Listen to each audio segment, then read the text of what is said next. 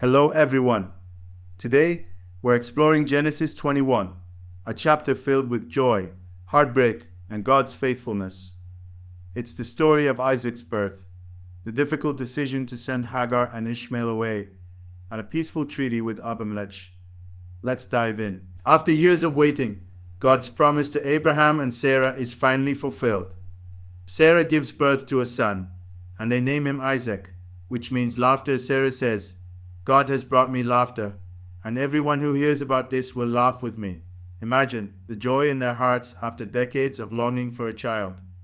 Isaac's birth is a reminder that God's promises are always fulfilled, even when they seem impossible. At the same time, Abraham circumcises Isaac, showing his obedience to God's covenant. However, not everything is joyful. As Isaac grows, tension arises between Sarah and Hagar, the mother of Abraham's first son, Ishmael. During a celebration for Isaac, Sarah sees Ishmael mocking and demands that Abraham send Hagar and Ishmael away. This deeply troubles Abraham, but God reassures him, do not be distressed about the boy and your slave woman. Listen to whatever Sarah tells you, because it is through Isaac that your offspring will be reckoned. But I will also make the son of the slave into a nation, because he is your offspring. Abraham obeys, giving Hagar bread and water, and sending them into the wilderness. In the wilderness, Hagar and Ishmael run out of water.